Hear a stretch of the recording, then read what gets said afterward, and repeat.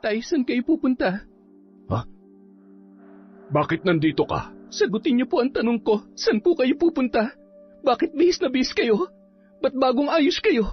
Sa hitsura niyong yan, para kayong nakakuha na napakalaking pera. Sabihin niyo nga po sa akin, pera bang laman na malaking bag na yan? Abay, ano bang pakialam mo? Bakit bigla ka na lang susugod dito at magtatanong lang kung ano-ano, ha? Totoo po ba? Totoo bang binenta niyo ako sa isang mayamang lalaki? Totoo bang akong pinambayad niyo para lang hindi nila kunin tong lupa natin? Alam mo, pasalamat ka't binigyan pa kita ng magandang buhay. Kung tutuusin, mas panalo ka pa nga sa akin eh. Dahil makakasama mo na sa isang bubong ang lalaking yon, instant yaman ka na kaagad. Lahat ng meron siya, sa'yo na rin. Ayaw mo pa ba yon? Hindi mo na kailangan magpakapagod sa trabahong minimum lang ang sahod. Pagsilbihan mo lamang siya, para ka nang nasa langit. Tapos magrereklamo ka pa rin, ha? Walang langit, Tay. Hindi ko maaabot ang langit sa ginawa niyo. Dahil kayo mismo naglagay sa akin sa impyernong buhay na to. Taon 1,085, Makabebe, Pampanga. 5:30 pa lamang ng umaga, naglalakad na si Lenny sa kahabaan ng kalsada. Galing siya sa Candelaria at umiikot sa mga karatig barangay para ilako ang panindang kakanin at almusal. Mahigit 10 taon na siyang naglalako, kaya halos kilala na siya ng mga residente sa bawat lugar na kanyang dinaraanan. Madalas siya pa ang hinihintay ng mga ito tuwing umaga, kaya bago pa sumikat ang araw ay nasa kalsada na siya. Pagsapit ng tanghali, kadalasan ubos na ang kanyang paninda. Sa ganoong oras, tumatanggap naman siya ng labada mula sa mga kapitbahay. Minsan, manipedi ang kanyang pinagkakaabalahan. At kapag gabi na, kung papalarin, may mga nagpapatawag din sa kanya para magplantsa. Lahat ng kanyang kinikita ay kanyang itinatabi para sa pang-araw-araw nilang gastusin. At kung may matitira, doon kinukuha ang pambili ng alak kapag inuutusan siya ng kanyang amang lasenggo na si Rodrigo. Nasa Masantol yung tatay mo kaninang umaga, ah. Nakita raw siya ng asawa ko. Nandun siya kina Ekti, nakikipag-inuman. Oo nga po eh. Siguradong mamayang hating gabi pa makakauwi yon. Hindi ka ba natatakot? Baka saktan ka na naman niya. Sanay na po ako. Yun na nga ang masama eh. Dahil mula pagkabata sinasaktan ka na niya, nasanay na ang katawan mo. Hindi ba sobra na yon? Ba't hindi mo pa iwanan yung tatay mo? Kawawa rin naman po kasi si tatay. Kapag may nangyari sa kanya, wala mag-aalaga sa kanya rito. Ang dami na pong may ayaw sa kanya. Ibig mo bang sabihin ay kahit ganun siya, aalagaan mo pa rin? Nako, kung ako sa'yo, iwanan mo na yan. Hihintayin mo pa bang may mangyari sa'yong mas masama? Hindi naman na po niya masyadong ginagawa yun ngayon. Medyo tumatanda na po kasi siya eh. Kaya kapag umuwi siyang lasing, madalas nakakatulog na lang agad. Hindi na po siya nagagalit kagaya ng dati. Kahit na, wala nang ibang ginawa yung tatay mo kundi mag-inom at magsugal. Hanggang sa tumanda na lang siya, puro alkohol na lang ang laman ng utak at katawan niya. Pati tuloy kami nag-aalala na sa'yo. Alam mo, marami akong kakilala sa Apalit at sa Malolos. Pwede kitang ilapit sa kanila kung sakaling gusto mo nang lumaya sa inyo. Salamat na lang po, Aling Marie. Hindi ko po talaga kayang iwan si tatay eh. Ngayon niya ako mas kailangan dahil tumatanda na siya at hindi magtatagal. Siguradong maiisip niya rin na mali ang ginagawa niya. Nararamdaman ko pong malapit na siyang magbago at matauhan. Nako, duda akong magbabago pa yon. Hindi rin lingid sa kaalaman ng mga tao roon na binubugbog siya ng kanyang sariling ama mula pagkabata. Sa kanya raw kasi isinisisi nito ang pagpanaw ng kanyang ina. Namatay yon habang siya ay ipinapanganak. Noon pa man, tutol na ang kanyang ama sa kanyang pagsilang. Ilang beses daw nitong ipinakiusap sa babae ang pagpapalaglag sa kanya dahil hindi pa raw ito handa sa responsibilidad. Pero nagpumilit ang babae, kaya naman bilang kapalit lumaki siyang kinasusuklaman ng kanyang sariling ama. Nang gabing yun, umuwi na naman si Rodrigo na lasing na lasing. Nagulat pa si Lenny nang makita ang kanyang tatay na buhat-buhat ng 2 lalaking kainuman. Wala man lamang pasabi, basta na lang itong iniwan sa harapan ng kanilang bahay. Ni hindi siya binati o tinulungan ng mga yun matapos maipasok sa loob ang matanda. Nasa bungad pa lamang sila ng pintuan, nagsisigaw na agad si Rodrigo. Minumura siya habang pasuray-suray ang lakad. Dahil pawid lamang ang kanilang bahay, umaalingaw-ngaw ang boses nito hanggang sa kalsada. Kaya agad niya itong inalalayan papasok, saka mabilis na isinara ang pinto at mga bintana. Mahigit 1 oras tiniis ni Lenny ang paulit-ulit na pagmumura ng kanyang tatay, kung ano-ano ang ibinibintang nito sa kanya. Kahit wala naman siyang ginagawa, basta mabanggit lamang ang pangalan niya, kasunod na agad ang masasamang salita. Tuloy-tuloy lamang yon na parang sirang plaka, walang preno sa kanyang pagmumura. Sa mga ganitong pagkakataon, hindi na siya naiiyak, hindi na rin siya nalulungkot. Palibhasa mula pagkabata, yun na ang paulit-ulit na eksena nilang mag-ama. At dahil doon, tila naging kalyo na sa kanya ang sakit. Wala na ang takot, wala na rin ang kirot.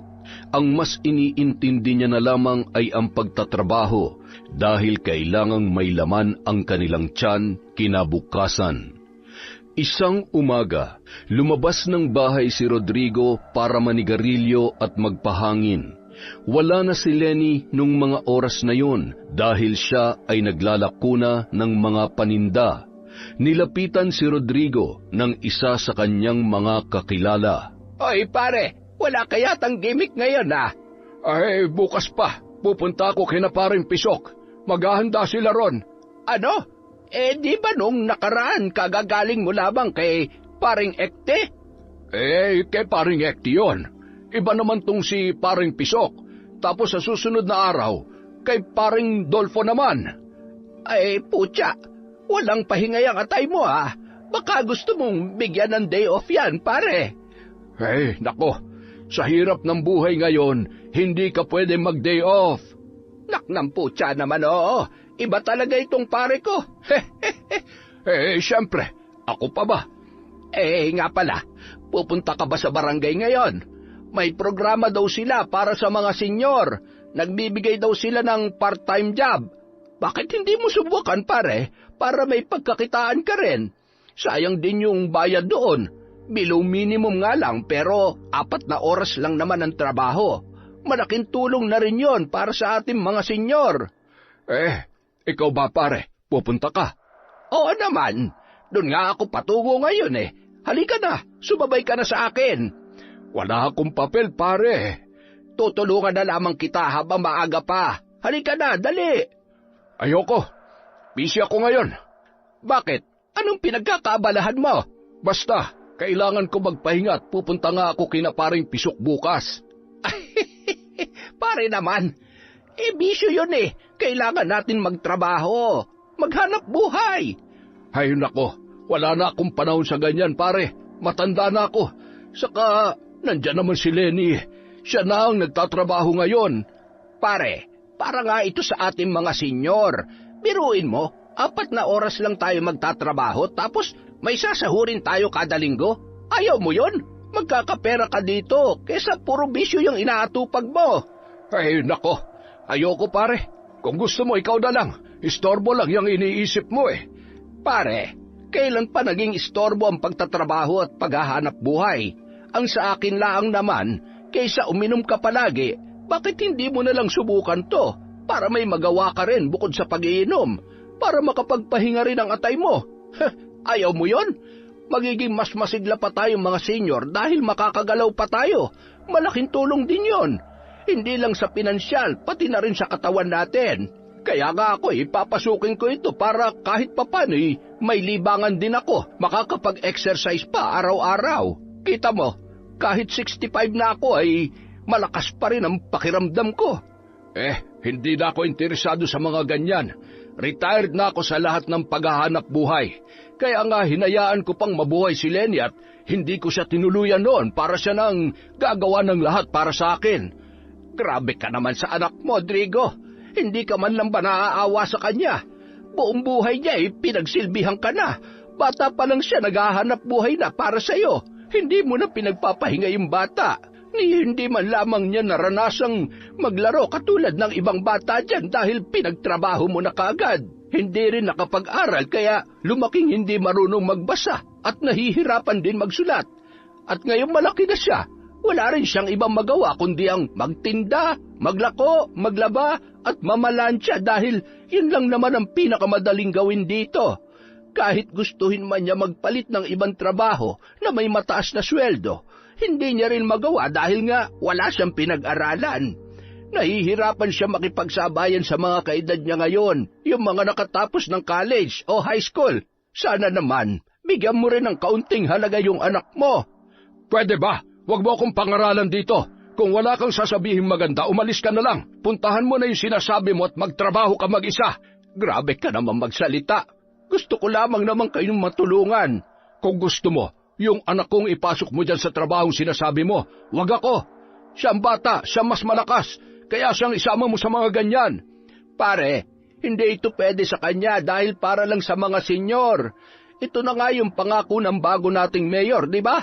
Ang sabi niya, hindi lang daw siya sa mga bata magbibigay ng oportunidad, pati na rin sa mga matatanda na gusto pang maghanap buhay. Ngayon, kung ayaw mo magtrabaho, meron din silang mga livelihood programs doon na pwede sa atin. Pwede ka rin nilang tulungan magnegosyo kung gusto mo. Ayoko nga sabi, paulit-ulit na tayo. Hindi ako interesado sa lahat ng yan, kaya buti pa umalis ka na. Baka magkaproblema pa tayo dito. Nako, bahala ka nga dyan. Isang araw, pagkatapos maglako ay nagpunta naman si Lenny sa Kaduang Tete. Doon nakatira ang suki niyang si Melissa na laging nagpapalinis ng kuko. Pagkarating niya roon, 5 na agad silang nakapila para sa kanya. Oy, kumusta ka naman? Binubugbog ka pa ba ng tatay mo? Sa kabutihang palad, hindi na po. Nagwawala pa rin siya sa bahay tuwing nalalasing pero hindi na ako sinasaktan. Sana lang po magtuloy-tuloy na. Bakit naman kasi ayaw mo isumbong namin yung tatay mo para maparusahan? Matagal na namin gustong ipakulong yan Ikaw lang tong sinusunod namin dahil palagi mo kaming pinipigilan. Alam niyo naman po ang dahilan kung bakit ayaw ko, hindi ba? Hay nako, dahil naaawa ka sa tatay mo na pagdating ng panahon wala na mag-aalaga sa kanya. Alam mo, hindi dapat inaalagaan ng mga ganong tao. Naiintindihan ko na magulang mo siya at ayaw mong pagalitan ng sarili mo magulang. Pero sana isipin mo rin ang sarili mo. Ilang beses ka na bang muntik mamatay dahil sa kagagawa ng tatay mong yan? Kaya nga po patuloy ako nagdarasal na sana magtuloy-tuloy ang hindi niya pananakit sa akin kapag nalalasing siya. Hay nako, kapag inulit pa niya ang ginagawa niya sa'yo, lumapit ka na lang sa salamin ni Apong Lusing. Ha? Apong Lusing? Di ba malapit lang kayo dun sa abandonadong Spanish house sa Candelaria? Opo. Hindi mo pa ba alam ang kwento doon? Yung tungkol sa salamin na hindi raw nasisira, na nasa kwarto nung namatay na matanda ron. Alam ko po yon pero hindi po ako masyadong naniniwala sa mga ganong kwento. Panakot lang naman nila yun sa mga bata dati, di ba? Para hindi sila pumasok sa bahay. Ang dami kasing pumapasok dun dati tapos nagnanakaw ng mga antigong gamit. Hay nako, totoo yon. Alam mo bang marami nang natulungan yung salamin ni Apong Lusing? Talaga? Pati po ba kayo naniniwala din doon? Aba, bakit hindi? May kakilala ko dati na napatunayang totoo ang kwento tungkol sa salamin. Teka, anong salamin yan, ha? Yung misteryosong salamin dun sa kwarto ni Apong Lusing. Nandun yun sa haunted house sa Candelaria. Yung Hacienda Luisita. Ayon kasi sa mga kwento, mula na mamatay yung matanda, naglaho raw ang katawan niya at wala nang nakakaalam kung saan napunta. Kaya nga naiwan na yung bahay na yon at naging abandonado. At magmula rin noon, bigla na lang may nagpaparamdam doon sa salamin na yon. Kapag may nagtatangkang pumasok doon at magnakaw, may nakikita raw silang nakakatakot na matanda. Di si Apong Lusing na yon na nagmumulto, di ba? Saka nung nabubuhay pa yon, ang balita mambabarang siya. Kaya hindi na ako nagtataka kung bakit ang daming kababalaghan sa bahay na yon. Ano naman yung sinasabi mong maraming natulungan? Kasi nga, bukod sa pagpaparamdam ng kaluluwa ni Apong Lusing doon, may nadiskubre din yung ibang tao na sinusubukang pag-aralan yung salamin at yung kasaysayan ng Hacienda Luisita. Nalaman nila na kapag kinausap mo raw yung salamin at sinabi mo sa kanya ang problema mo sa mga kaaway mo, tutulungan kanyang makaganti. Ano? Totoo ba yan? Hay nako, sinabi ko na nga sa inyo na may kakilala ko na napatunayang totoo yon, di ba? May kamag-anak kasi kami na taga Nueva Ecija. Itong kamag-anak kong ito, inagawan daw sila ng lupa nung walang hiya nila mga kamag-anak. Kaya ayon, nagpunta ron at nagbaka sakali sa salamin. Nanghingi sila ng tulong. Sinabi niya raw sa salamin yung pangalan ng mga kamag-anak nila na nagpapahirap sa kanila. At alam mo ba nangyari? Wala pang isang linggo, sunod-sunod na nagkasakit yung mga kamag-anak niyang yon. Ang bilis ng karma, di ba? At dahil yon sa parusa sa kanila ng salamin. Naku, parang ang hirap naman paniwalaan yan. Bakit naman niya tutulungan yung isang tao na hindi naman niya kilala? Tapos mambabarang pa pala? Di nananakit yun. Dapat wala yung pinipili kung sinong sasaktan niya. Hay, palibhasa hindi ka taga rito kaya hindi mo alam. Ganito kasi yon. Yan si Aling Lusing nung nabubuhay pa, hindi naman siya masama mambabarang. Ginagamit lang niya yung kapangyarihan niya sa mga tao na nanlalamang at nananakit sa kanila. Yung mga laging inaapi ang madalas niyang tinutulungan. Marunong din siyang magpagaling ng sakit, ha? Tapos, bukod doon, ang binabarang lang din ni Apong Lusing ay yung mga nagkakasala lang din sa kanya ng matindi. Kung makikita mo nga yung litrato niya, hindi siya mukhang mambabarang sa sobrang amo ng muka. Mayaman din siya. Sarili niyang bahay yon. Hindi siya katulad ng iniisip niyo sa ibang mambabarang na nakatago sa mga baryo-baryo at ilag sa mga tao. Yung bahay niya bukas sa lahat para madali siyang lapitan ng mga nangangailangan. Ano ba naman kayo, Aling Melissa? Huwag niyo nang takutin si ate. Alam niyo nang hindi siya taga rito tapos tatakutin niyo pa? Baka hindi na bumalik dito yan para magbakasyon. Nako, sinasabi ko lang para alam din ng marami na hindi dapat katakutan ng bahay ni Apong Lusing. Sa sobrang dami kasing kumakalat na balita ngayon, kung ano-ano na lang ang pinakakalat ng iba para lang maging katakot-takot sa pandinig ng marami tungkol doon. Hindi nila alam kung gaano kabait si Apong Lusing sa mga inapi noong kapanahunan niya. Kahit na po, ang mga bagay na wala na dito sa mundo, hindi na masyadong pinag-uusapan. Hay nako, ikaw, kailan ka ba lalapit doon? Para maparusahan na rin yung tatay mo, adik at lasenggo. Sinabi ko na po, hindi na po yun kailangan. Wala sa diksyonaryo ko ang gumanti sa kapwa, lalo na sa sarili kong kadugo. Hay nako, isa pa to eh. Kaya ka naaabuso at nabubugbog eh. Hindi ka kasi marunong lumaban. Pasalamat ka't mabait kang bata at mahusay pang magmanicure, kaya gustong-gusto kita. Nako, salamat naman po. 6:30 ng hapon, pauwi na si Lenny. Marami siyang sideline na tinapos ng araw na yon, kaya ramdam na niya ang matinding pagod. Pero hindi pa rin siya pwedeng magpahinga. Kailangan niya pang magsaing at maghanda ng ulam para sa kanyang ama.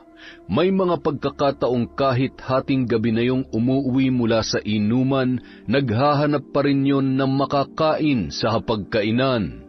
Baliwala na sa dalaga ang pagod. Ang mahalaga, malaki-laki ang kinita niya ng araw na yon. May pangkain na sila para sa susunod na linggo.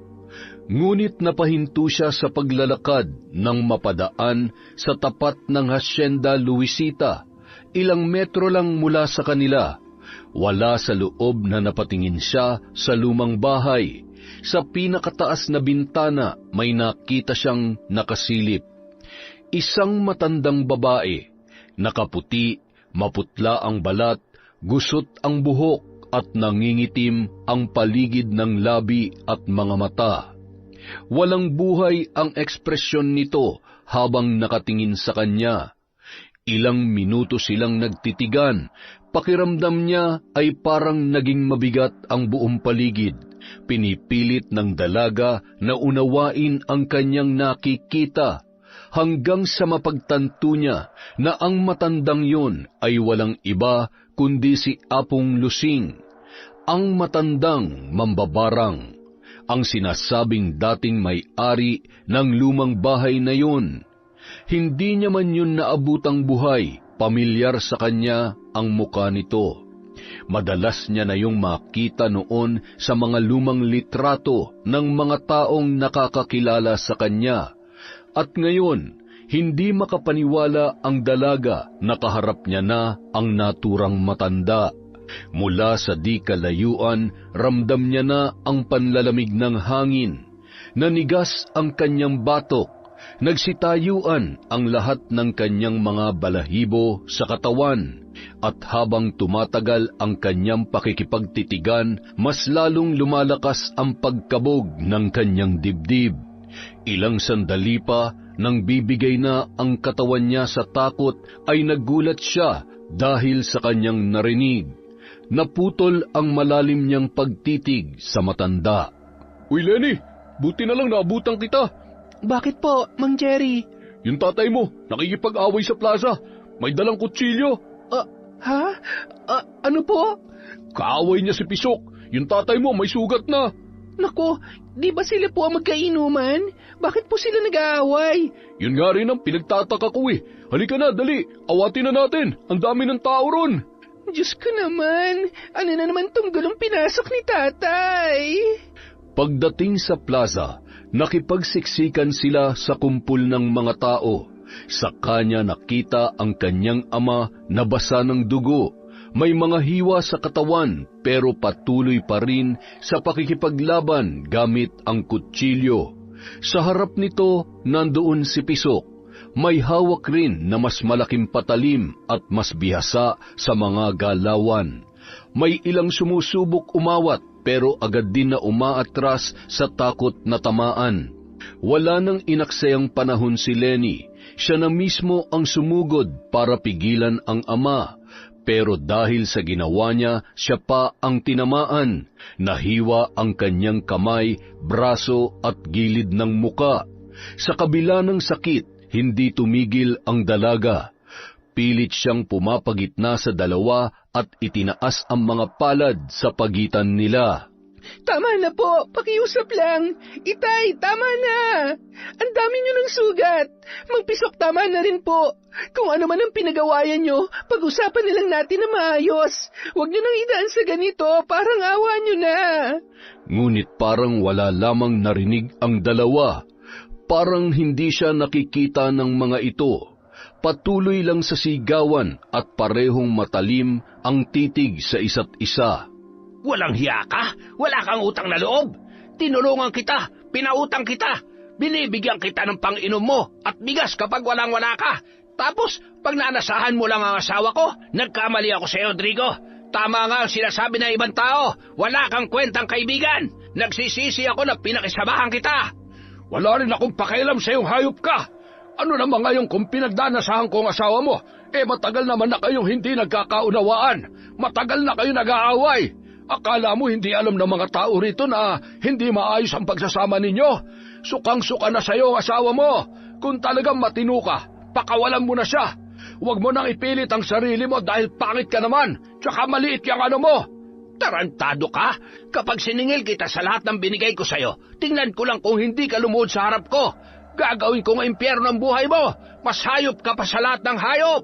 Tama na po, pakiusap. Lasing na kayo pareho, itigil nyo na to. Ang dami ng tao. Sa ibang lugar na lang natin to pag-usapan, parang awa nyo na po. Nang makita ng mga tao ang sugat ng dalaga, napilitan na rin silang umawat. Hindi nagtagal, natapos din ang away at napaghiwalay ang dalawa. Hindi na ininda ni Lenny ang sakit. Halos wala siyang maramdaman. Ang buong atensyon niya ay nasa kanyang ama na di hamak na masugatan, duguan at halos hindi na makatayo. Pagka-uwi nila sa bahay, muli pang nagwala ang kanyang ama. Nagbalak pa itong kumuhang muli ng patalim sa kusina para balikan ang kanyang kaaway. Pero pinigilan yon ni Lenny. Tatay, tama na. Pakiusap, huwag ka nang lumabas. Manahimik na lang po kayo rito sa bahay. Hayaan nyo na yung kaaway nyo. Lalo lang lalaki ang gulo kapag binalikan nyo pa si Mang Pisok. Hayop na lalaking yon. Babalikan ko talaga siya. Hindi pa ako tapos sa kanya. Tay, tama na sabi. Parang awa niyo na, huwag na kayong lumabas. Pwede ba wag mo nga akong pakailaman? Isa ka pang walang kwenta sa buhay ko eh. Umalis ka nga dyan. Tay, magpahinga na lang po kayo sa kwarto. Matulog na po kayo. Ako na pong bahalang kakausap sa kanila. Pahinga na po kayo sa loob. Hayop ka. Wag mo akong pakialaman. At wag mo akong hahawakan. Hindi na nakapagsalita pa si Lenny dahil sa sampal na yon. Akala niya yun na ang pinakamasakit na kanyang mararamdaman. Ilang saglit lamang sa kanya na nalipat ang galit ng kanyang ama, kaya muling naulit ang pambubugbog sa kanya. Matapos ang ilang buwan na pagkakapahinga niya mula sa pagmamaltrato nito, naulit na naman ang kanyang kinatatakutan.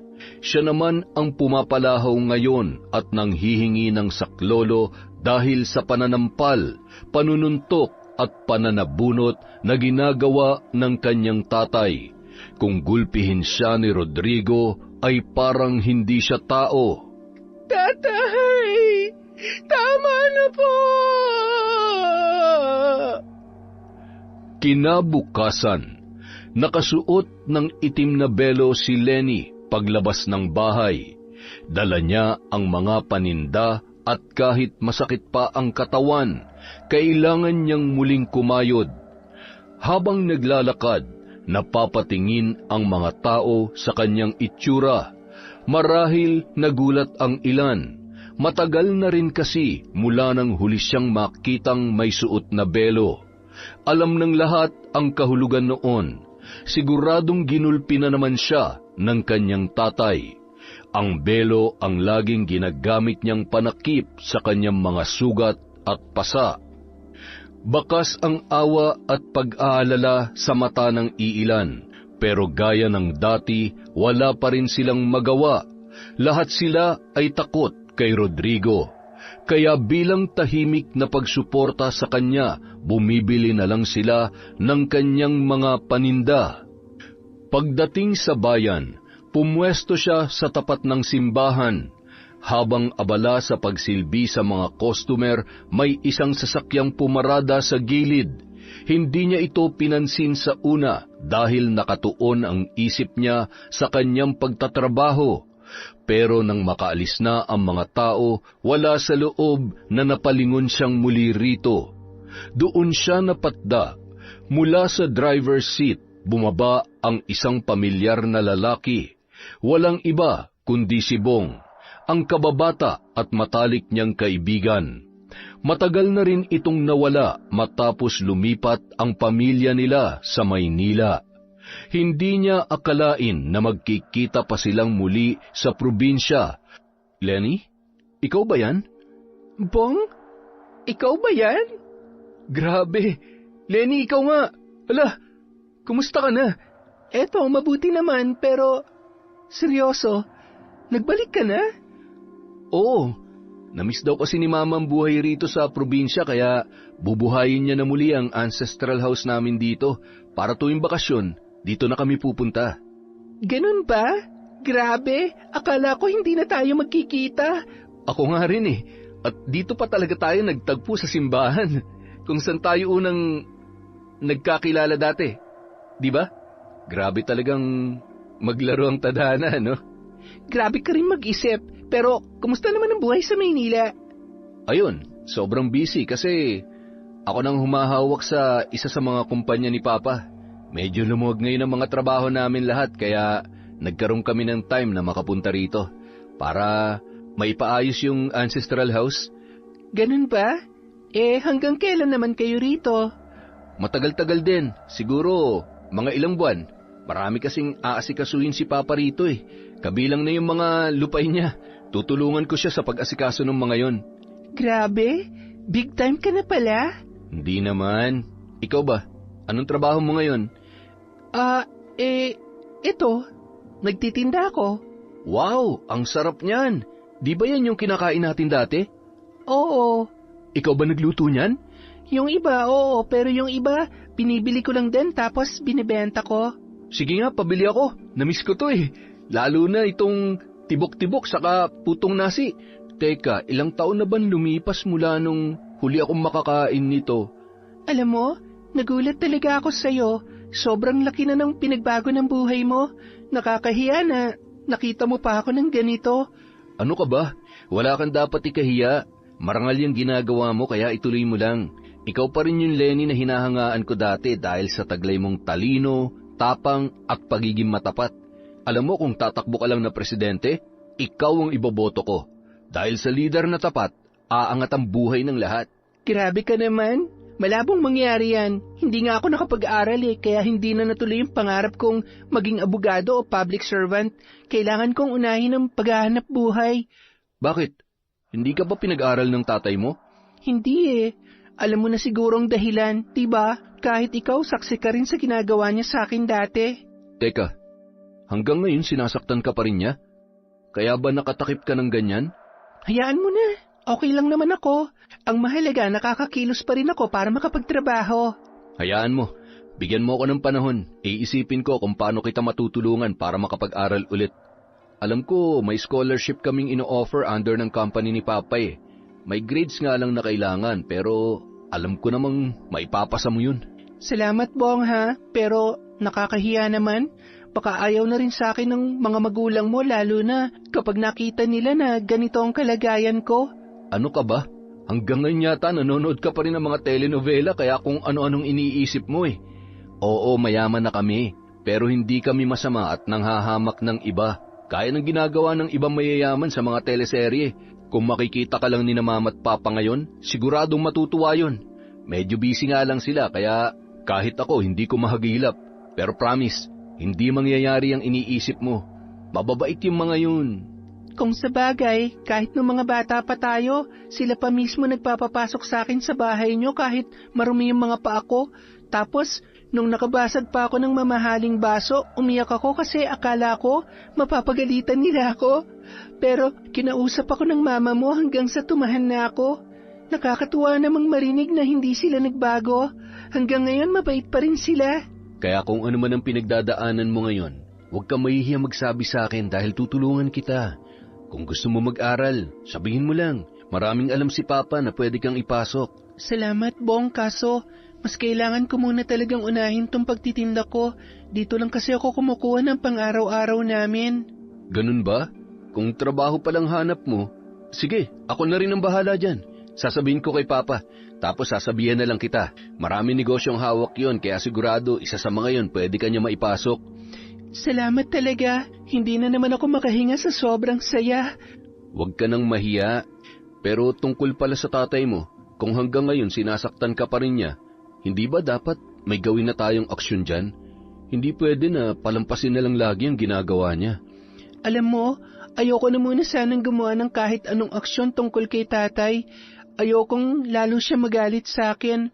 Nagbabaka sakali pa rin ako na balang araw lalambot din ang puso niya kapag sinunod ko na lang ang lahat ng gusto niya. Ano ka ba? Huwag kang umasa na magiging mabait pa siya kung hahayaan mo lang siyang saktan ka. Lalo lang masasana yun. Alam ko mapagmahal ka sa magulang dahil ang isa sa mga pangarap mo ay maranasang mahalin ka ng tatay mo, di ba? Pero base sa sitwasyon mo ngayon, mukhang malabo pa mangyari yun. Kaya sana, hayaan mong tulungan din kita sa problema mo sa tatay mo. Pero ano naman ang gagawin natin sa kanya? Alam mo kasi, kapag may ibang trabaho ka na, baka lalo ka lang niyang abusuhin. Baka kung saan-saan lang niya dalhin ang perang iuuwi mo tapos ikaw tong mawawalan. Paano ka makakapag-ipon para sa future mo? Kahit hindi pa nangyayari, alam kong ganun ang gagawin ng tatay mo. Kaya para maiwasan, kailangan mailayo muna natin siya sa'yo o ikaw ang makalayo sa kanya. Ha? Anong ibig mong sabihin? Kapag kasi nahanapan ka na ng bagong trabaho ni Papa, kakailanganin mong bumiyahe at lumipat dun sa lugar kung saang branch ka malalagay. Mapapalayo ka sa Papa mo pero mas giginhawa naman ang buhay mo. Dahil bukod sa kikita ka na ng malaki, makakawala ka na rin sa pagmamalupit niya. Ayaw mo ba nun? Kung yun ang makakatulong para mabigyan ko ng magandang buhay si tatay, okay lang din sa akin. Naniniwala ako na kapag marami na rin akong pera, mas maraming paraan na ako magagawa para matulungan siya magbago. O sige, magkita ulit tayo bukas. Eto nga palang number ko. Yung sa'yo ba, Sorry Bong, pero wala akong cellphone eh. Alam mo naman. Sige, ayos lang. Hindi bale. Dito na lang ulit tayo magkita sa simbahan, kung okay lang sa'yo. Oo naman, lagi naman akong dumadaan dito eh, dahil may mga suki rin ako dito. Sige. Baka nakakaabala na ako sa'yo. Gusto sana kitang isama sa lakad ko, kaso hindi mo rin pwedeng iwanan ng mga paninda mo rito. Kaya bukas na lang ulit, ha?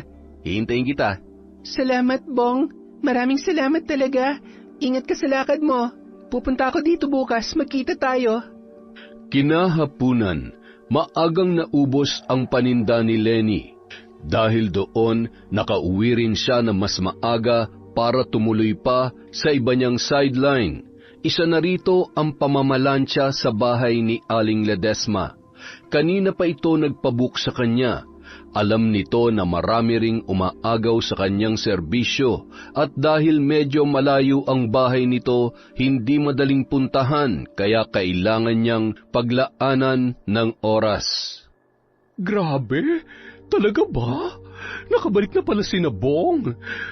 Ay, akala ko pa naman, big time na ang mga yon. Nako, mayaman na po talaga sila. May sasakyan nga po kahapon nung makita ko eh. Pero, bakit kaya naisipan pa nilang pumunta rito? Sa laki ng Maynila, ang daming lugar doon na pwede nilang patayuan ng bahay. Hindi lang bahay ha, kundi mansyon. Siyempre, iba pa rin po ang buhay at katahimikan dito sa probinsya. Saka lahat ng mayayaman, hindi lang naman iisang bahay. Kadalasan meron din po silang lupain. Mahirap lang ang lugar natin, pero kung mayaman ka at bakasyon lang ang hanap mo, hindi hamak na mas tahimik at mas maganda rito kesa po sa Maynila, hindi ba? Kung sa bagay, tama ka naman dyan. Pero teka, Lenny, asan na palang tatay mo? Balita ko nag-away sila ng kaibigan niyang si Pisok. Oo nga po eh. Ewan ko ba kung bakit bigla sila nag-away? Sila pa naman yung pinakamagkasundo dati. Ang sabi yung tatay mo raw ang pasimuno. Pinupormahan yata yung asawa ni Pisok. Grabe ang tatay mo ha. Asawa pa talaga ng matalik niyang kaibigan ang gusto niyang yariin. Kahit sino talaga magagalit sa kanya ron. Ang bait-bait ni Pisok eh. Noon ko lang siya nakitang naging ganun ka-agresibo. Kaya nga po eh. Ikaw, kumusta ka naman? Yung mga sugat mo, tatay mo na naman ba may kagagawan yan? Galos lang po ito nung inawat ko sila, saka hindi lang naman ako ang nasugatan, pati na rin yung iba pang umawat. Kahit na, wala na talaga sa tamang pag-iisip yan tatay mo. Nagkasugat-sugat ka na nga dahil sa kanya tapos hinayaan lang niya. Sigurado ako pagka-uwi nyo, hindi ka man lang niya kinausap. Hindi man lang humingi ng tawad sa nangyari na nagkasugat ka ng dahil sa kanya. Tama ako, di ba? Hayaan niyo na po yun. Saka nakatulog din kasi siya kagad noon, kaya hinayaan ko na lang. Kesa naman po magwala pa siya ulit sa labas. Alam mo, bakit hindi ka pumunta dun sa salamin ni Apong Lusing? Pasukin mo yung bahay niya. Alam ko marami daw pumupunta doon kapag gusto nila maghiganti sa mga nang-aapi sa kanila. Nako, meron na po nagsabi sa akin yan, pero ayoko. Wala po akong balak na pumunta ron. Ipagpapasadyos ko na lang po ang lahat. Kinabukasan, muling nagkita si Bong at Lenny sa harap ng simbahan. Inilibre siya nito sa kainan at naglibot-libot na rin sila sa buong bayan. Habang naglalakad, tila walang sawang nagsalitan sila ng kwento at tawanan. Inabot na sila ng dilim, hindi pa rin sila nauubusan ng pinag-uusapan. Siya nga pala, Lenny, nakausap ko na si Papa. Sa factory sa San Fernando, may isa raw bakante. Hindi naman ganun kahirap ang trabaho, kaya pwede ka ron. May 1 buwan na training, pero may bayad din yon. Talaga? Mukhang maganda nga yan. Kaso, ang layo pa. San Fernando? Ano naman, total hindi naman kayo magkasundo ng tatay mo, kaya sigurado ko, kahit san ka pa mapunta, walang pakialam yun. Sa tingin ko, tama na tong pagkakataon para sa'yo. Sino mag-aalaga kay tatay kapag nalalasing siya? Nung nakaraan nga, napaaway pa siya at muntik na masaksak. Kung wala ako ron, sigurado napahamak na siya. Huwag mo na kasing pangunahan ng swerte. Saka isipin mo rin ang sarili mo. Huwag mong pinag-iisip yung tatay mo. Kung talagang mahal mo siya at gusto mo mabigyan ng magandang buhay, tanggapin mo na tong trabahong to. Dahil mas marami kang magagawa kapag marami ka ng pera. Ikaw na rin ang nagsabi nun, di ba? Oo nga pala, kung sabagay tama ka, sa palagay ko rin, mas malakas ang tsansang magbago ang tingin sa akin ni tatay kapag nakita niyang asensado na ako. Doon ko rin siya mabibigyan ng mas magandang buhay. Salamat, Bong, ha? Ano palang sabi ng papa mo sa akin? Siyempre, natuwa siya. Masaya siya para sa akin dahil nagkita na raw tayo ulit. Alam din naman nila kung gaano tayo ka-close ng mga bata pa tayo. Buti naman kung ganon. Sige, Bong, sabihin mo na lang sa akin kung kailan ako pwedeng pumunta doon para maihanda ko ng pamasahe ko, pati na rin kung anong isusuot ko para makabili o makahiram ako. Sigurado ka na? Handa ka nang iwan ng tatay mo? Hindi na ba magbabago ang isip mo? Oo, hindi na. Desidido na talaga akong mabago ang buhay namin, kaya sa ganitong paraan ko sisimulan. Ayos yan. Mabuti naman at naliwanagan ka na rin na hindi mo kailangan magpakaalipin sa tatay mo. Ilang araw pa ang lumipas bago naglakas loob si Lenny na kausapin ang kanyang ama. Naabutan niya ito sa mesa, tahimik na kumakain ng tanghalian. Habang hindi pa yon umaalis, sinamantala niya na ang pagkakataon. Tay, magpapaalam lang po ako. Simula sa Lunes, magkakaroon na po ako ng bagong trabaho. Medyo malayo po sa San Fernando. Ano naman ngayon? Kapag kasi nagsimula na po ako ron, lagi na po akong wala rito sa bahay, mula umaga hanggang hapon. At dahil sa layo ng biyahe, baka lagi na rin po akong gabihin ng uwi. Pero tinanggap ko na rin po yung oportunidad dahil mas malaki ang makukuha ko rito kesa sa pagtitinda ko. Oras na sumweldo na po ako at mas marami na tayong magiging pagkain dito, may papaayos ko na rin yung ibang mga butas sa bahay. At mas marami na rin po ako may bibigay sa inyo. Wala akong pakialam kahit saan lupalop ka pa magpunta. Basta kung ano man ang kikitain mo dyan, dapat hatian mo ko. Dapat mas malaki ang sakin. Maliwanag? Opo. Kaya ako nga po gagawin to para din sa inyo, Tay. Kaya sana po, habang wala ako rito, sana wag na kayong makikipag-away ulit ha. Yun lang naman po ang inaalala ko. Sana... Wala kang karapatang pakialaman ang buhay ko. Wala kang pakialam sa mga ginagawa ko. Sarili mong buhay ang pakialaman mo. Magtrabaho ka, bigyan mo ako ng pera. Yun lang. Kahit kailan hindi naman kita pinakailaman ah. Pasensya na po, Tay. Pero maglalakas loob na rin po akong sabihin to. Darating pa po ba ang panahon na matatanggap niyo ako? Kahit ilang daang beses ka pa isilang sa mundong ito, hindi kita matatanggap. Kaya huwag kang umasa na magkakaroon ka pa ng tatay. Hindi kita anak. Kahit galing ka pa sa tiyan ng nanay mo, hindi kita itinuring kailanman na anak.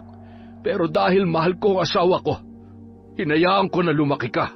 Pero hindi nangangahulugan na mahal kita bilang anak. Kaya lang naman kita hinayaan mabuhay para pagsilbihan mo ako rito. Naintindihan mo? Opo, Tay. Pasensya na po kayo. Sige po, kumain na po kayo. Yumuko si Lenny, pinilit ang sarili na huwag bumigay sa harap ng kanyang ama. Dahan-dahan siyang tumalikod at pumasok sa kanyang silid. Pagkasara ng pinto, doon na siya tuluyang bumigay, bumagsak sa sahig, yakap ang sariling dibdib habang tuloy-tuloy ang pag-iyak. Hindi niya kinaya ang bawat salitang pinakawalan ng kanyang ama. Paulit-ulit yung umaalingaw-ngaw sa kanyang isipan.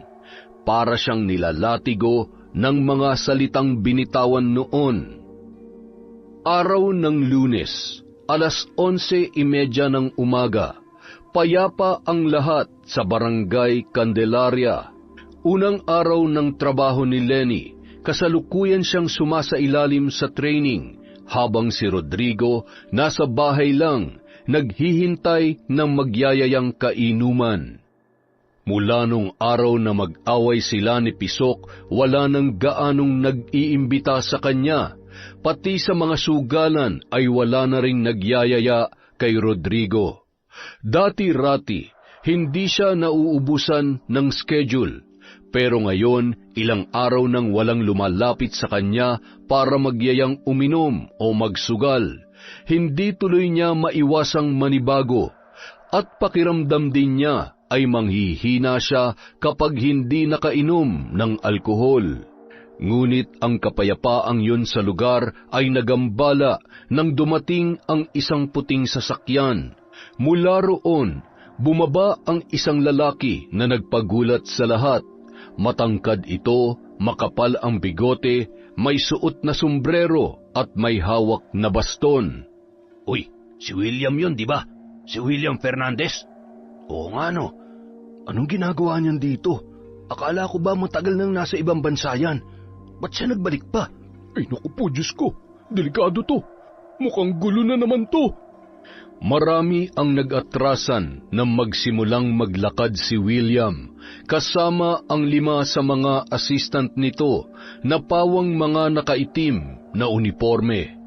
Hindi nila alintana ang sikat ng araw. Patuloy silang naglakad sa gitna ng daan habang patuloy na nag-aatrasan at nagbubulungan ang mga tao sa paligid. Pati ang ilang wheeler na nakakita sa kanila ay napaatras din nang wala sa oras. Maya-maya pa, nakarating si William sa harap ng bahay ni na Rodrigo. Nagkataong nasa labas ang matanda at nagpapahangin, kaya agad silang nagkita. Mabilis nag-iba ang timpla ng anyo nilang dalawa matapos magkaharap.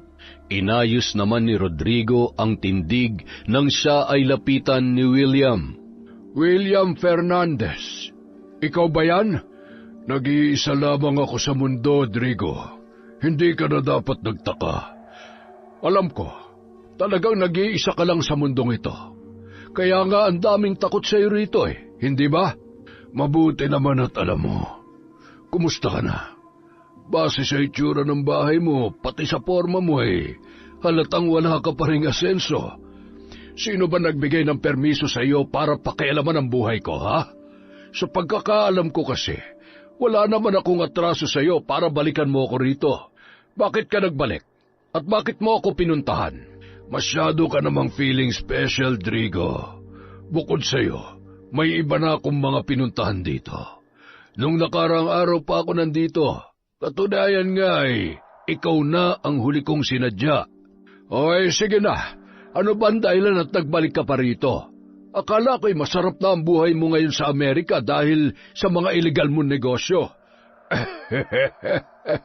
Kung makapagsabi ka naman ng illegal, makikinabang ka rin dito. Pero dahil gusto mong malaman kung bakit ako nandito, sige, sasagutin kita. May ipapatayo kasi akong Sky Tower project dito sa Candelaria. At base sa pag-aaral namin, malaki-laking lupa ang kakailanganin namin para sa project na ito. Isang lupa nyo sa mga tatamaan. Ah, talaga? Ano ang gusto mo mangyari? Wala naman. Gusto ko sanang makuha yung lupa nyo para wala nang maging hadlang sa project ko. Siyempre, hindi ko naman kukunin yan sa inyo ng walang bayad. Kaya nga sabi ko sa iyo, huwag mo masyadong nilalait ang mga illegal kong negosyo dahil isa ka rin sa makikinabang dito. Alam mo, William, hindi ako pinanganak kahapon para magpauto sa iyo. Ilang beses mo nang ginawa yan sa mga tao. May umunlad ba sa kanila? May mga nakatanggap ba? Kaya wag mo na akong subukang silawin sa iaalok mo dahil wala naman yang katotohanan. Ibig mo bang sabihin, hindi mo ibebenta sa akin ang lupa mo, Drigo? Dito ko ipinanganak at lumaki. Hindi ko iiwan ang sarili kong lugar para lang sa mga katulad mo. Kung gusto mo, maghanap ka na lang ng ibang lugar na patatayuan ang proyekto mong yan. Bakit ka pa nagbalik dito para mangagaw ng lupa? Siguradong gusto mo lang ipagyabang ang kabuhayan mo ngayon. Gusto mong ipakita sa mga tao kung gaano ka makapangyarihan dahil nung bata ka, binubugbog ka lamang ng mga tao rito. Tama ako, hindi ba? Ay, ano ba naman yan, Drigo? Nag-aalok lamang ako na maayos dito. Bakit naman napunta na sa ungkatan ng nakaraan ang usapan? Kung ayaw mo, di wag. Hindi naman kita pipilitin. Pero alam mo naman siguro ang kapalit kapag hindi ko nakuha ang gusto ko. Hindi ba? Sige, William. Kung hindi ko ibebenta sa iyo ang lupa ko, ano ang sinasabi mong kapalit na yan? Simple lang naman. Hindi ba may anak ang dalaga? Nasaan siya ngayon, ha? Wala siya rito. Nasa trabaho. Trabaho? Ang swerte mo naman sa anak mo. Kahit pinagmamalupitan mo siya, hindi pa rin pala umaalis sa poder mo. Akala ko naman ay matagal na siyang naglayas o matagal nang namatay. Hay nako, wala nang pupuntahan ang usapang ito. Kunin mo na ang lahat sa akin. Huwag lamang ang lupa at bahay ko. Ah, ganon? Kunin ko lahat sa'yo? Anong ulit ang pangalan ng anak mo? Lena ba? Lenny, gusto mo si Lenny? Sige, ibibigay ko siya sa'yo. Total, wala naman akong pakialam sa babaeng yun eh. Iyong-iyo na siya. Matagal ko na rin naman siyang gustong mawala sa buhay ko. Ah, ganun ba? Kung yan ang gusto mo madali naman akong kausap. Sigurado ko na hindi ka magsisisi, Drigo. Ay, nako. Alam mo na hindi tatalab sa akin ang kahit anong paninindak mo, William. Dahil minsan na kitang natalo sa suntukan ng mga binata pa tayo. Wala kang laban sa akin eh. Kaya kahit gaano ka pakayaman ngayon, walang magagawa yan kapag binali ko ang mga buto mo. Pero pagdating sa anak ko, wala kang magiging problema sa akin dahil kahit anong oras, handa ako na ibenta siya kahit kanino. Pero sinasabi ko sa'yo, hindi mura si Lenny, ha? Walang problema. Kung gusto mo, sweldohan pa kita buwan-buwan eh. Gusto ko lang din magkaroon ng babaeng makakasama. Nakakalungkot din kasi kapag puro pera na lamang ang nahahawakan ko. Gusto ko ring makahawak ng babae. Naiintindihan kita dyan. Alam ko naman din na kahit gaano ka pakayaman, walang babaeng pumapatol sa iyo dahil isinumpa ka yata.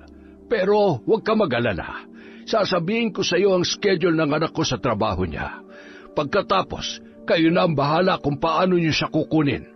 Pero siguraduhin mo lang na maibibigay mo sa akin ang halagang kailangan ko. Sige. Tsaka na natin pag-usapan ng lupa. Magkano bang gusto mo? Gaya ng ipinangako ko sa iyo, ibibigay ko ang halagang gusto mo kapalit ng anak mo. Tapos meron ka pang buwan-buwan na makukuha sa akin bilang benepisyo. Basta, wala nang bawian ha. Oras na mapasakin na si Lenny, hindi mo na siya pwedeng bawiin. Kahit na bayaran mo pa ako para tanggapin siyang muli sa buhay ko, hindi ako papayag. Kaya iyong-iyo na siya. Isaksak mo sa baga mo hanggang sa labasan ka. Ayos. Dahil nagkakasundo na tayo, pupunta na ako sa iba ko pang kliyente. Sige, gagawa lang ako ng adjustment sa Sky Tower project dahil mukhang hindi ko na yun maipapatayo rito. Buti na lang at naalala ko kung gaano kaganda ang anak mo kaya makakalusot ka sa akin ngayon. Ay, kapag naaalala ko talaga ang batang yon, napakaganda niya.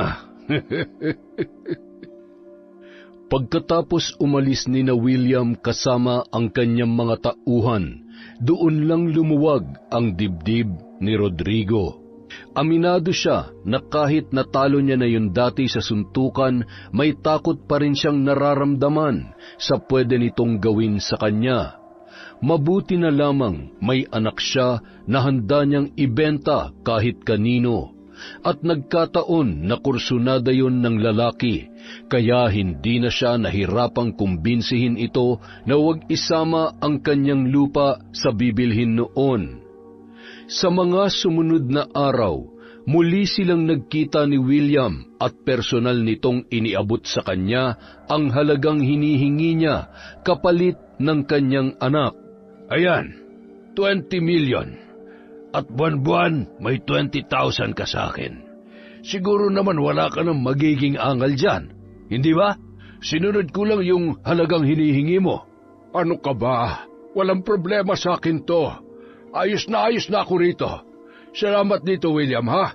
Buti na lang tumupad ka sa usapan natin at hindi mo ko itinulad sa ibang kinakausap mo na pinapatay mo lang para makatakas ka sa mga pangako mong hindi mo natupad. Ay, ano ka ba? Kahit magkaiba na ang mundong ginagalawan natin ngayon, hindi pa rin nawawala ang pagkilala ko sa iyo bilang pinakamalakas at pinakamatapang na lalaki rito sa lugar na to. Kahit nga yung mga dating gang ay takot na takot sa iyo, di ba? Pero, teka, ito na ba yung anak mo ngayon? Yang nasa picture? Oh, siya yan. Maganda, di ba? Artistahin. Birhen pa yan, kaya siguradong tiba-tiba ka dyan. Kuhang-kuha niya talaga ang lahat ng gusto ko sa panlabas na anyo ng isang babae. Hindi na ako makapaghintay na maangkin siya, Rodrigo. O sige, mula ngayon sa'yo na siya. Nakasulat dito ang schedule niya sa trabaho, pati ang pangalan ng kumpanyang pinapasukan niya ngayon sa San Fernando. Lahat yan nabanggit niya sa akin at natandaan ko lang. Kayo nang bahala kung paano niyo siya kukunin. Basta simula ngayong araw, ayoko nang makita pa siya rito. Ayoko nang uuwi pa siya rito. Maliwanag? Ang usapan ay usapan, Drigo. Makakaasa ka dyan. Walang palya. Matapos ang kanilang pag-uusap, umalis na si William. Wala namang pinagsisihan si Rodrigo sa kanyang ginawa. Lalo pa siyang natuwa at parang maglalaway sa gutom habang pinagmamasdan ang malulutong na perang nakalagay sa isang magandang bag. Sa sobrang dami noon, hindi niya na alam kung ano ang unang bibilhin para sa kanyang sarili.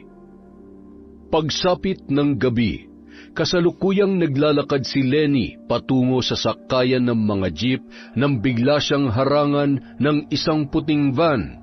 Pagbukas ng pinto, agad nagsitakbuhan ang 5 kalalakihan patungo sa kanya.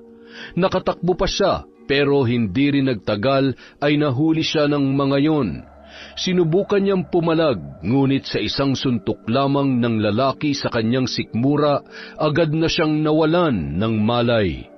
Nang magising ang dalaga, natagpuan niya ang kanyang sarili sa isang malaki at malambot na kama. Napapalibutan ng mamahaling kagamitan ang paligid, at lahat ng nakikita niya sa bawat sulok ng silid ay pawang magagara. Biglang nagbukas ang pintuan. Tumambad sa kanya ang isang matangkad na lalaking nakahubad. May makapal na bigote at kahit may edad na ang itsura, halatang batak pa rin sa ehersisyo ang katawan. Gising ka na pala, Lenny. Sino ka? Anong ginagawa ko rito? Nandito ka sa bahay ko. Huwag ka matakot. Hindi naman ako nangangain ng tao. Baka nga, masarapan ka pa sa gagawin ko. Wag! Hindi! Pakawalan mo ako! Huwag ka nalang magwala o manlaban para hindi na tayo magkaroon pa ng problema. Sino ka ba? Anong kailangan mo sa akin? Nandito ka dahil pag-aari na kita. Kaya pwede kong gawin ang lahat ng gusto ko sa'yo.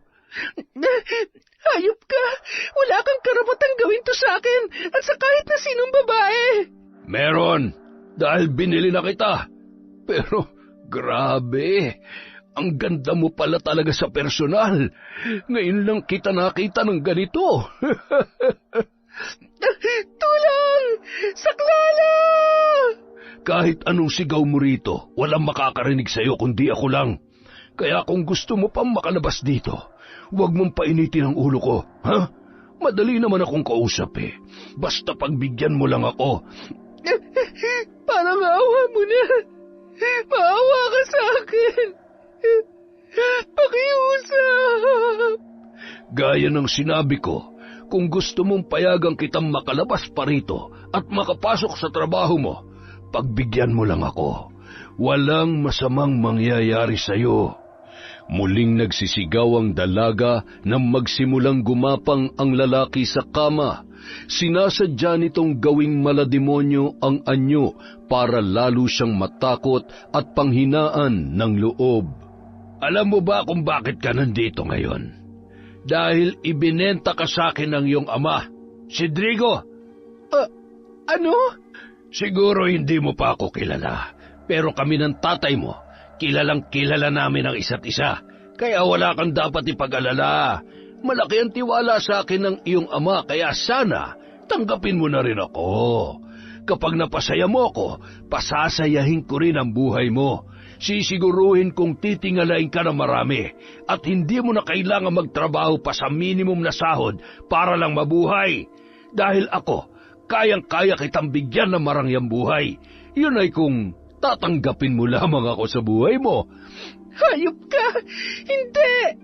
Ilang beses sinubukan pumalag ng dalaga pero sa huli wala rin siyang nagawa para ipagtanggol ang kanyang sarili. Makailang ulit siya nitong hinalay ng gabing yon. Kahit anong sigaw at pagpalahaw ni Lenny hanggang sa loob lamang ng silid nakakarating ang kanyang naghihinagpis na tinig. Kinabukasan, muling dumating ang sasakyan ni na William sa barangay Candelaria. Huminto ito sa harap ng bahay ni na Rodrigo. Pagbukas ng pinto, si Lenny agad ang unang bumaba. Buhaghag ang buhok at tila wala sa ayos ang suot na damit. Pagpasok niya sa kanilang bahay, naabutan niya ang kanyang ama na magara ang suot, may daladalang malaking bag at tila naghahanda sa pag-alis. Katakataka rin na bagong ahit at bagong gupit ang buhok nito. Para bang bigla yung nakaahon sa kahirapan. Tay, saan kayo pupunta? Ha? Bakit nandito ka? Sagutin niyo ang tanong ko. Saan po kayo pupunta? Bakit bihis na bihis kayo? Bakit bagong ayos kayo? Sa hitsura niyong yan, para kayong nakakuha na napakalaking pera. Sabihin niyo nga sa akin, pera ba ang laman ng bag na yan? Abay, ano bang pakialam mo? Ba't bigla ka na lang susugod dito at kung ano-ano pang pinagsasasabi mo sa akin? Totoo po ba? Totoo bang binenta niyo ako sa isang mayamang lalaki? Totoo ba na akong pinambayad niyo para lang hindi nila kunin tong lupa natin? Alam mo, pasalamat ka nga at binigyan pa kita ng magandang buhay. Kung tutuusin, mas panalo ka pa nga sa akin eh. Dahil makakasama mo sa iisang bubong ang lalaking yon. Instant yaman ka na agad. Lahat na meron siya, sa'yo na rin. Ayaw mo ba yon? Hindi mo na kailangan magpakapagod sa trabahong minimum lang ang sahod. Pagsilbihan mo lamang siya, abot mo na ang langit. Bakit nagrereklamo ka pa? Ha? Walang langit, Tay. Hindi ko na yun maaabot dahil sa ginawa niyo. Dahil kayo mismo naglagay sa akin sa impyernong buhay na to. Aba, marunong ka nang sumigaw ngayon, ha? Hayop kang babae ka. Hampas lupa. Hindi pa ba kayo kontento sa lahat ng pahirap na ginawa niyo sa akin mula pagkabata? Alam niyo sa sarili niyo na kahit kailan, hindi ko kayo kinalaban. Hindi ko kayo iniwan. Kahit hindi na mabilang ang mga pagkakataong pinagbuhatan niyo ako ng kamay at winasak ang puso ko, wala kayong narinig kahit katiting na hinanakit mula sa akin. Alam niyo kung bakit? Dahil umaasa ako na magbabago pa rin kayo balang araw. Kahit nagmukha akong tanga at bobo sa loob na mahabang panahon dahil pilit ko kayong pinagtatakpan sa iba. Tiniis ko para lang sa inyo. Pero anong ginawa niyo? Binenta niyo pa talaga ako sa ibang tao. Nadaig ko pa ang laruan. Ganyan ba talaga kayo kawalang puso? Wala kang karapatang pagtaasan ako ng boses.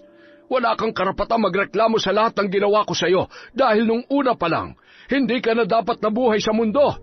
Pinilit ka lang ng nanay mo na isilang kahit labag sa loob ko. Nag-usap din kami dati na kahit isilang kanya, hindi kita tatanggapin bilang anak ko. At alam niya yon. Kaya wala kang karapatang magreklamo sa akin kung anong kahihinatnan ng buhay mo dahil kahit kailan, wala naman talaga akong pakialam sa iyo. Pasalamat ka nga't binigay pa kita sa isang tao na kaya kang buhayin at ibangon sa hirap. Ang bait ko na nga sa iyo kung tutuusin. Kaya wag mo akong sisimulan, Lenny. Bumalik ka sa kangkungan kung saan ka nababagay. Hindi kita kailangan dito. Oh, kumusta na kayo? Pasensya na. Pumasok na ako ng dire-diretso. William, kunin mo na nga yan. Ilayo mo na sa akin ang babaeng yan. Bakit? Tapos na ba kayo mag-usap? Sige lang, mag-usap muna kayo. Pumasok lang ako rito dahil mainit sa labas. Hindi, wala na kaming dapat pang pag-usapan. Kaya ilayo mo na siya sa akin. Tapos na ang usapan namin dalawa. Ah, ganun ba? Sige, uuwi na kami. Narinig mo ba yan, Lenny? Umuwi na raw tayo. Hindi! Hindi ako sasama sa'yo! Ayoko! Hoy, kayong dalawa. Pumasok nga kayo rito at ibalik nyo na si Lenny sa loob ng sasakyan. Alis na tayo. Ayoko! Bitiwan niyo ako! Pakawalan niyo ako! Sigurado ka ba, Rodrigo? Hindi mo nakakausapin ang anak mo? Bago man lamang kayo maghiwalay ng tuluyan. Hindi ko naman itinuring na anak yan. Kaya ako lang siya hinayaang mabuhay rito dahil napapakinabangan kong kasipagan niya. Pero ngayon may pera na ako. Hindi ko na siya kailangan. At mukhang ayoko na rin manatili sa lugar na ito. Aalis na lamang ako. Magpapakalayo-layo na ako. Kaya iyong-iyo na siya. Kung ganun, tamang-tama. 1 buwan lang naman ako magbabakasyon dito. Yung mga gagawin kong negosyo ay ipapasikaso ko na lamang sa mga tao ko. Babalik din ako sa Amerika at baka isama ko na lang siya doon. Bahala ka kung anong gusto mong gawin sa kanya. Basta yung usapan natin. Buwan-buwan. Oh, hindi ko nakakalimutan yan. Hindi mo na kailangan ipaalala pa. Ang mabuti pa, magbukas ka na lamang ng bangko para dun ko na lamang ipapahulog ang pera. Sige, magpapaturo ako. Salamat, Trigo. Sa wakas, may naibigay ka ring isang bagay na magiging malaking kapakinabangan para sa akin. Ayoko! Tay! Pigilan niyo sila, Tay! Anak niyo pa rin ako! Manahimik ka nga dyan! Nabibingin ako sa'yo! Tay! Tay, ano ba? Napakasama niyo! Isinusumpa ko, hindi kayo magiging masaya! Siraulong to! Bahala ka sa buhay mo! Mayaman na ako! Kaya niyo ako ipagpalit sa pera? Pues, sisiguruhin kong hindi niyo yun magagamit. Isinusumpa ko kayo! Mamatay ka na! Buwisit ka! May pasumpa-sumpa ka pang nalalaman! Mawala ka na sa buhay ko! Hanggang sa paglabas ng bahay, walang patid sa pagwawala si Lenny. Hindi na niya alintana ang mga taong nakatingin sa kanila. May iba pang nagtangka na lapitan siya, pero natigilan din sila dahil natatakot ang mga ito kay William. Ang sinumang bumangga sa lalaking yon ay daig pa ang nag-alay ng sariling buhay kay kamatayan. Kaya wala ring nagawa ang mga tao kundi ang mapaiyak na lamang habang pinagmamasdan siyang pinagtutulungang ipasok sa loob ng sasakyan na parabang basurang itatapon. Di nagtagal, umalis na rin ang grupo ni William. Sa muling pagbabalik ni Lenny sa bahay ng lalaki, mas tumindi pa ang kanyang kalbaryo. Gabi-gabi siya nitong hinahalay, pinaiinom ng gamot para mamanhid ang katawan at hindi makalaban, at may pagkakataon pa na pinagagalaw siya nito sa iba niyang mga tauhan. Hindi lang pagkababae niya ang sinira ng lalaki, kung hindi pati na rin ang buo niyang pagkatao. Hindi niya na alam kung paano niya maituturing ang kanyang sarili. Ang masaklap pa noon, hindi siya ginagapos ng lalaki. Hinahayaan lang siyang makagala sa bawat sulok ng mansyon at pati na rin sa labas ng hardin. Pero hindi rin niya magawang makatakas dahil napakataas ng bakod. Isang araw, walang kabuhay-buhay siyang naglakad at lumabas sa likod ng bahay patungo sa malawak na hardin. Wala siyang ibang ginawa roon kundi ang maupo, maglakad, umupong muli at amuyin ang mga bulaklak. Ang hardin lang na ito ang nagbibigay ng ginhawa sa kanya kahit papaano dahil sa mga mababangong halimuyak ng mga imported na bulaklak. Dito lang din siya nakakasagap ng sariwang hangin na kahit papaano ay nakakapawi sa bigat ng kanyang dinadala. Sa kalagitnaan ng kanyang pagmumuni-muni, bigla siyang nakarinig ng isang pamilyar na boses. Laking gulat niya nang masilayan ang lalaki. "Lenny!" Bong, ano Anong ginagawa mo rito? Paano ka nakapunta rito? Dumaan ako sa likod ng dalayap. Yun kasi ang alam kong pinakamalapit na lugar dito sa mansyon ni Don William eh. Teka sandali, huwag kang didikit sa gate na yan. Meron yung kuryente. Alam ko, kilala ng pamilya kong pinanggalingan ni Don William, kaya kabisado ko ang galawan niya. Pero bakit ka nagpunta rito? Masyadong delikado, tsaka paano mo nalaman na nandito ako? Ang dami nakakita sa iyo noong nakaraang linggo kung paano ka kinaladkad ng mga tauhan niya. Balita ko nga, ang tatay mo pa mismo nagbenta sa iyo eh. Totoo ba yun? Ayoko sana malaman mo to, pero oo, totoo lahat na narinig mo, Bong. Binenta ako ng sarili kong ama sa walang hiyang lalaking yun. Hayop talaga siya. Wala siyang kwentang ama. Walang kwentang tao. Ang sarap niyang sapakin. Salamat sa pagbisita, Bong. Pero hindi ka dapat magtagal dito. Baka mahuli ka pa nila. Hindi rin talaga ako magtatagal, Lenny. Ayoko mahuli nila tayo at baka kung ano pang gawin nila sa'yo.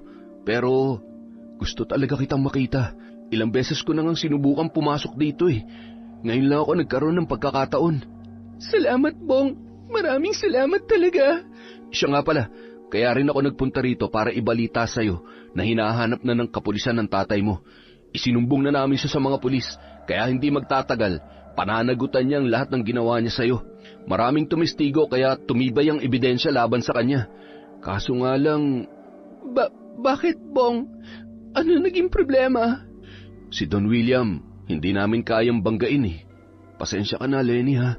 Kahit ang pamilya ko wala rin magawa. Dahil sobrang yaman talaga ng Don William na yun. Kayang-kaya niyang baligtarin ang sitwasyon. Kaya para madaig natin siya, kailangan pa natin makahanap ng mas malaking butas sa kanya. At yun ang gagawin ko habang nasa labas ako. Gagawa ako ng paraan para mapabagsak siya. Ikaw naman, magpakatatag ka. Magtiis ka lang muna rito. Alam kong masakit pero hanggat maaari, huwag ka munang manlaban para hindi ka saktan ng walang hiyang yun. Hindi pa itong huling pagkikita natin, Lenny. Babalikan kita. Oo, Bong. Hihintayin kita. Maraming salamat. Pero may isang paraan akong naiisip. Isang mas mabilis na paraan kung gusto mo makalaya ka agad. Ano naman yun? Alam kong mahirap pero pwede mo bang lambingin si Don William? Ano? Gawin mong lahat para payagan kanya makalabas. Kahit saglit lang. At magagawa mo lang yun kapag nakuha mong tiwala niya. Alam kong mahirap gawin pero yun lang ang nakikita kong paraan para makalabas-labas ka dyan. At kapag nagawa mo na, puntahan mo yung salamin ni Apong Lusing. Siguro ito ng tamang pagkakataon para humingi ka ng tulong sa kanya. Mahirap kalaban si Don William. Kahit ang kapulisan, kayang-kaya niyang kontrolin. Ang salamin na lang ni Apong Lusing ang pag-asa natin. Pero, totoo ba talaga yon? Wala namang mawawala kung susubukan mo, di ba? Tsaka, kahit hindi mo to gustong gawin, kailangan mo pa rin talagang kunin ang tiwala ngayon ng lalaking yon para hindi ka niya higpitan. Pag nagkataon, mahihirapan na tayong magkita at makapag-usap pa. Sige, susubukan ko. Matagal na pinag-isipan ni Lenny kung gagawin ba niya ang suhestyon ng kanyang kaibigan. Pero bigla siyang mayroong naalala. Sumagi sa isip niya ang araw kung kailan niya nakita ang kaluluwa ni Apong Lusing sa bintana ng lumang bahay. Hindi kaya isa yung pahiwatig na mayroong katotohanan ang kwento tungkol sa misteryosong salamin. Nawawalan na siya ng pag-asa at sa sitwasyong yun, lahat ng paraan ay handa niyang gawin, makalaya lamang sa demonyong matanda. Pagkalipas ng ilang linggo, nagkaroon ng pagkakataon si Lenny na makalabas. Kahit labag sa kanyang kalooban, pinilit niyang kunin ang tiwala ng lalaki sa pamamagitan ng hindi pagpalag tuwing siya ay ginagalaw nito. May mga pagkakataon na tumutugon din siya sa bawat halik at haplos ni Don William. Sinakyan din niya ang biro ng ibang mga tauhan, hanggang sa mapaniwala niya ang lalaki na tanggap niya na nga ito mula sa kanyang puso. Nagkataon din na masaya si Don William nung araw na yon dahil sa matagumpay na operasyon ng isa sa kanyang mga iligal na negosyo, kaya agad niya itong napapayag na makalabas kahit saglit lamang. Walang sinayang na sandali ang dalaga Agad siyang nagtungo sa naturang lumang bahay para hagilapin ang misteryosong salamin na sinasabi nila kung saan nakakulong ang kaluluwa ng matandang mambabarang. Nagtakip na rin siya ng belo na iba ang kulay para hindi siya makilala. Sa loob, marahan niyang pinagmasdan ang paligid na punong-puno ng mga luma at antigong kagamitan na halos pamahayan na ng matinding sapot at alikabok. Mayroon ding kakaibang amoy ang paligid. Pagpasok niya sa kwarto kung saan umano namatay ang matanda, doon din niya natagpuan ang isang malaki at antigong salamin na nakadikit sa pader. Kahit halatang napaglipasan na ng panahon, hindi pa rin ito makikitaan ng pagkasira o pagkawasak. Lumapit siya rito at sinunod ang ilan sa mga kwentong naririnig niya noon kung paano raw kausapin ang salamin. Una, nagsindi siya ng kandila sa harap noon. Pangalawa, bumulong siya ng isang dasal sa kandila gamit ang wikang Kapampangan. Pangatlo, pinatakan niya ng kandila ang harapan ng kanyang paanan. At pang-apat, itinabi niya ang kandila malapit sa salamin at sinimulan itong kausapin. Salamin ni Apong Lusing, nagsusumamo po ako. Iparinig niyo sa akin ang inyong tinig at ako'y kausapin. Napatayo ang kanyang balahibo nang umihip ang malamig na hangin. Ano ang maipagdilingkod ko sa iyo, iha? Nagulat ang dalaga. Kahit wala siyang nakikitang tao, may narinig siyang boses ng matanda sa kanyang isipan. Maaaring ito na nga si Apong Lusing. Maaari ko po bang malaman kung si Apong Lusing na ang aking kausap? Oo, ako nga at wala nang iba. Apong Lusing, patawarin niyo po ako sa pang-aabala na ginawa ko dahil sa pagpasok ko sa inyong tahanan. Ngunit, nandito po ako para humingi sana ng tulong sa inyo. Batid ko ang pinagdaraanan mo. Nais mong makaganti sa 2 tao na sumira sa iyong pagkatao. Tama ba ako? Paano niyo po nalaman ang problema ko, Apong Lusing? Ang lahat ng humaharap sa aking salamin ay nababasa ko ang kanilang nakaraan, emosyon at ang mga nais nilang mangyari. Kaya walang sino man ang pwedeng magsinungaling sa akin.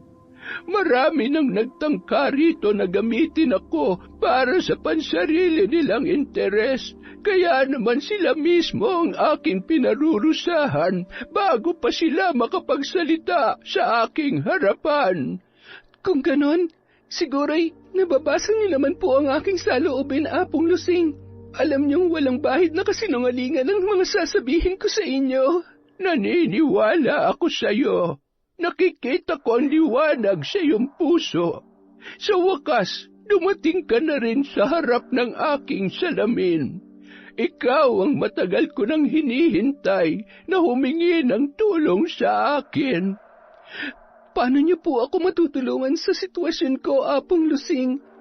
Paano ko po mapaparusahan ng taong sumira sa pagkababae ko araw-araw at ang taong buong buhay ko'y pinagsilbihan ko tapos binubugbog lang ako at binenta pa ng walang pag-aalinlangan? Makinig ka sa mga sasabihin ko sa iyo. Kailangan mong makumpleto ang mga sangkap na babanggitin ko. Langis mula sa puno ng Santa Maria, bagong pitas na siling labuyo, patay na katawan ng kahit anong mga insekto at malalaking piraso ng dahon ng bayabas. Marami pang sinabi sa kanya ang matanda. Nang matapos ang kanilang pag-uusap, hindi na rin siya nagtagal doon.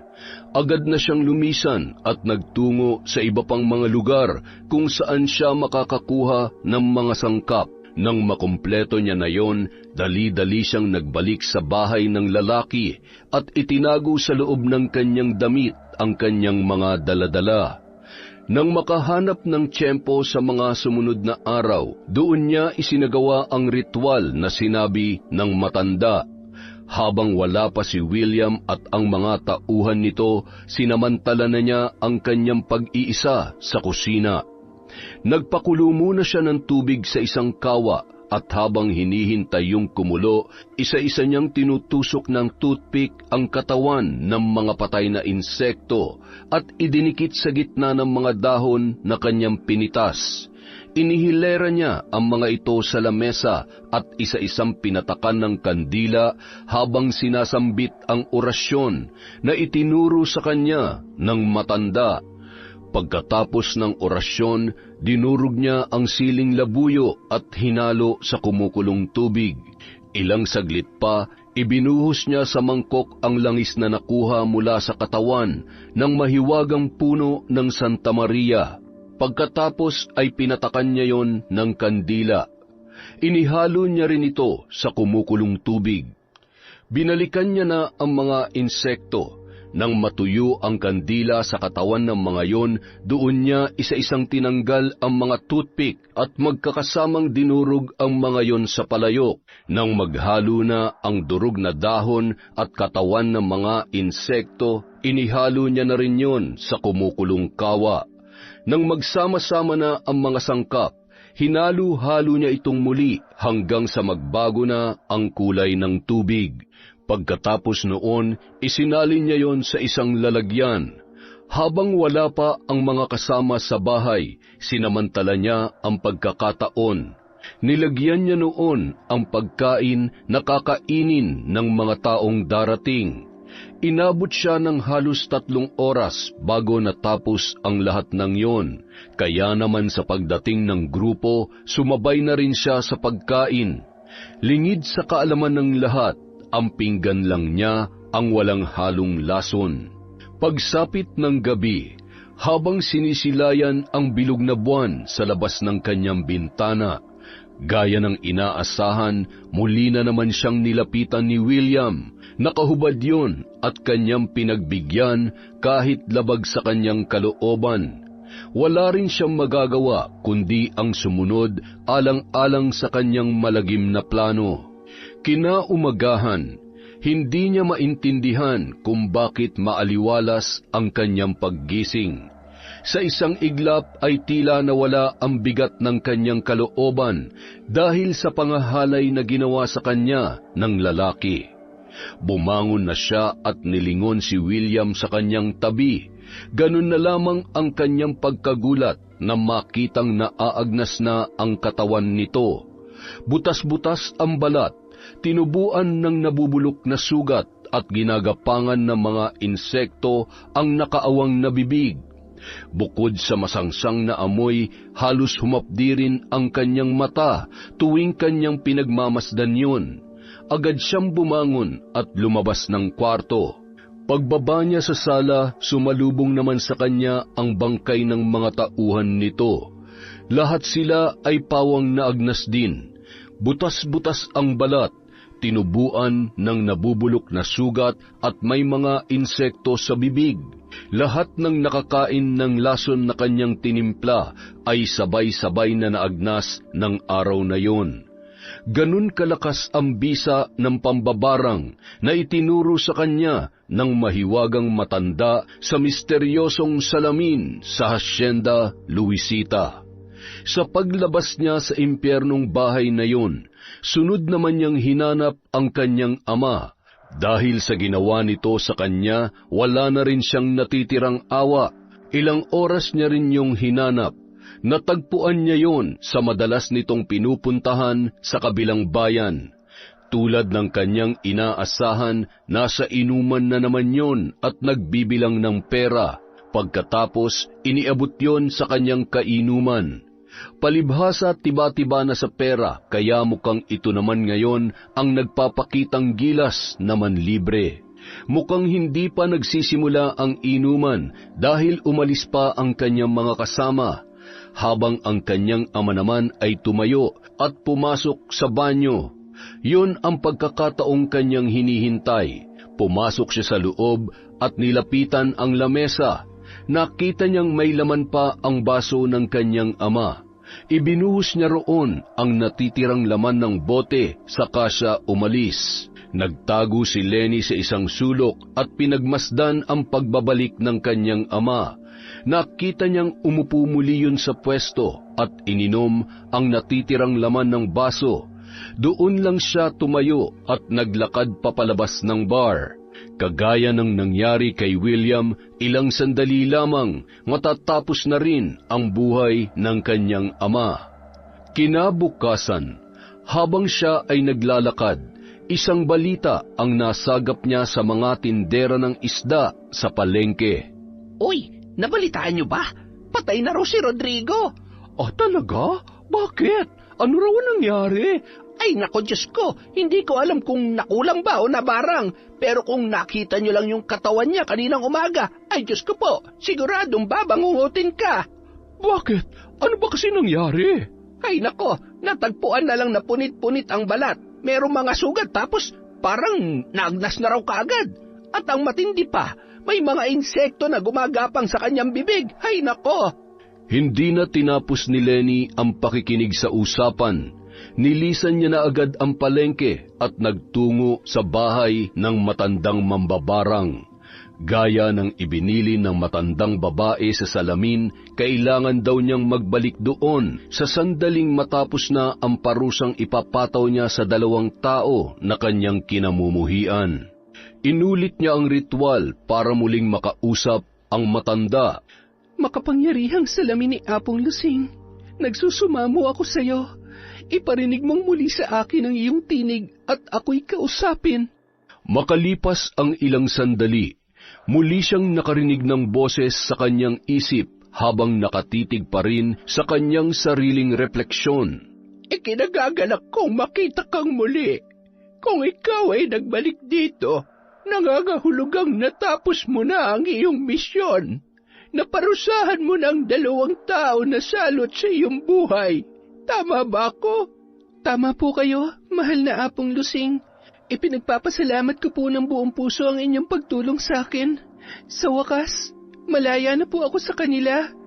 At ito na rin ang tamang panahon para ako'y makalaya rin sa salamin na ito. Salamat at natagpuan kita, Iha. Ikaw ang perpektong instrumento para ako'y muling makatawid sa mundo ng mga tao at magkaroon ng sariling katawan. Ano po? Ano pong ibig niyong sabihin, Apong Lusing? Sa lahat ng mga lumapit dito, sa iyong pagkatao ko lang nakita at naamoy ang pinakamalakas na sangkap para makabalik akong muli sa mundo. Ang iyong puso at kaluluwa ang magbibigay sa akin ng katawan upang muling mabuhay.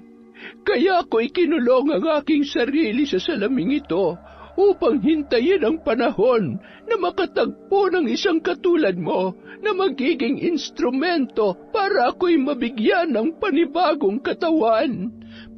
Pero wala po ito sa usapan natin, Apong Lusing. Lingid sa kaalaman ng lahat. Oras na ako ay humiling sa isang mortal. Hindi mo ito pwedeng tanggihan. Dahil sasapitin mo rin ang kaparehong sumpa at sakit na iyong ibinigay sa mga taong pinarusahan mo ng malupit na barang. Kaya hindi ka pwedeng tumanggi sa aking kahilingan. At ang hiling ko ay ikaw ang maging bago kong katawan. Ha?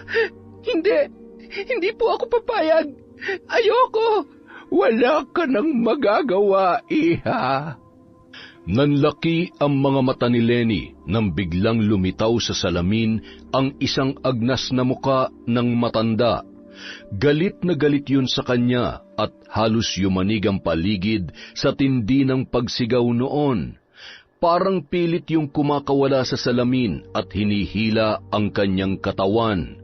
Ngunit bago pa yon magawa ng matanda, agad niyang binato ng gamit ang salamin at mabilis na nabasag. Batid niya na hindi ito nawawasak at mabubuuring muli. Kaya naman pinaghandaan na niya ang kanyang pagbabalik doon. Lingid sa kaalaman ng matanda, nakapagtanong na siya sa ibang tao tungkol sa karanasan nila sa paglapit sa salamin. Ayon sa kanila, may pagkakataon daw na bigla yung humihiling ng kung ano-ano matapos matupad ang kanilang misyon. At kapag hindi na pagbigyan, pinarurusahan niya ng malagim na barang ang kanyang biktima. Alam na ni Lenny ang tungkol doon, kaya naman bago siya bumalik, nagdala na siya ng binditadong tubig na may basbas mula sa simbahan. Isa yon sa makapangyarihang instrumento para palayain ang hindi matahimik na kaluluwa na ayaw lumisan sa kanyang pinamumugaran. Binuhusan niya ng binditadong tubig ang basag na salamin at sinabayan ng taimtim na pagdarasal. Nakita pa niya kung paano yun umusok na animoy nasusunog. Hindi niya yun tinigilan hanggang hindi na uubos ang laman ng bote. Pagkatapos, hinalughog niya rin ang buong silid hanggang sa matagpuan niya ang ilan sa mga librong ginagamit ng matanda sa pambabarang. Sinunog niya ang lahat ng yun, pati ang iba pang kagamitan na maaaring pagmulan ng kapangyarihan. Sa paglabas ng dalaga, hindi na yon muling lumingon pa at nilisan na ang lugar. Yon ang lupit ng mambabarang sa likod ng salamin. Maraming salamat po ulit sa walang sawang pagsuporta sa Kwentong Enteng. Dahil dyan, meron po ulit tayong shout out. Simulan natin kay Cinderella Faith Tams. Hello po kay Jennifer Sacris, kay Ariana Fia Vitale, kay Roslyn Jimenez, sa Alde family of Negros Occidental from Rico Alde. Hi po kay Josefina Fuelias. Hello kay TVJ Rosie Hedorio, kay Len TV2. Hello po kay Maria Fe Berina. Hi kay Emily Cosino, kay Maria Lina Kagawa, kay Alfaida. Scarlet Sky Maniego. Sa mga kaklase ni Kurt Mina sa ICP Santa Maria, Bulacan, David De Guzman at Heo Kenshin. Hi kay Jace, JC, Jatson Ombao from Janisa, Toledo. Hello po kay Lydia Lopez, Lady Dam, Mardy Suski, kay Elaine Cardiente, kay Nestor Bandigan. Hello po kay JC, kay Nena Dayuno, Arnel Claridad, kay Kiarsa, kay Alona de la Cruz. Hello kay Red Gaspar, kay Basanta Mila. Hello po kay Kirby Joan, Kirail, Jaira at Keith from Gail Alfajardo. Hi kay Catherine Sumagaysay, kay Eva Ferrer. Hello po kay Corazon Kakalda, kay Merly Pura, kay Cherry Pie Abraham. Hi kay Hev Shanmi, kay Virginia Belay, kay Marites at Benson Sumanting. Hello po kay Rosette Ersando, kay Prince Jose, kay Liana Tina. Hi kay Myra Lizano, kay Vicky Abenoja. Hello po kay Frideliza de Guzman. Hello kay Cherry Mukbang ASMR, kay Sonia Gonzalez Pedrina, Shauma TV. Hello po sa Vibora Tattoo, Reyes at Gawaran family of Madrid, Spain from Lea Gawaran Rivera. Hello po kay Diana de la Cruz, kay Cirila Cosme, kay Rowena Caicong. Hello kay Rosalie Estose, sa Barlita family from Analu Barlita. Diaries Yuki, Salome Rubilyar from Pulpogan Consolacion, Cebu. Hello po kay Lay Alexa, kay Angela Banco, kay GPTG. Hello po kay Casey Burgos, kay Milrose Galvez, Rodel Panagiton, kay Bonnie Umadlaw from Teresa Perez, kay Rose Ann Rama, Sara Pandal, Elizabeth Maramot, Antoinette Ordanza, Sang O, Kurt Johan, Rosana Dolito, kay Isabel Vidal, kay Jima Pendon. Hello po kay Ray Vlau, kay Mary Grace Ferrer, kay Juvilin Camacho. Hello kay Gemma De Leon, kay Tita Tessie, Ami Almonte, Lynette Reparado, Merly Fatalia, Teresita Toralba, Ami Viray, Hana Caballes, hello kay Michelle Espinar, kay Marilu Jerico, kay Josefina Jimenez, kay Nora Humantok, kay Janet Cantiga, Luzminda Esteves, kay Arsham TV, kay Charissa May Estelioso, kay Jules Puno Balingon, kay Lady Diocades, kay Elvira Blanco from Antique, hi po kay Ryan Banyago, kay Pastor Estebar Lugod Caballes at Buhay Family from Blue 90. Hello po kay Mila Oraya, kay Cerilo at Marjorie Ruelan from Emily Paran, kay Susie Kiaman, kay Carlos Lasala at kay Jeffrey Keliste. Maraming salamat po mula sa Kwentong Enteng.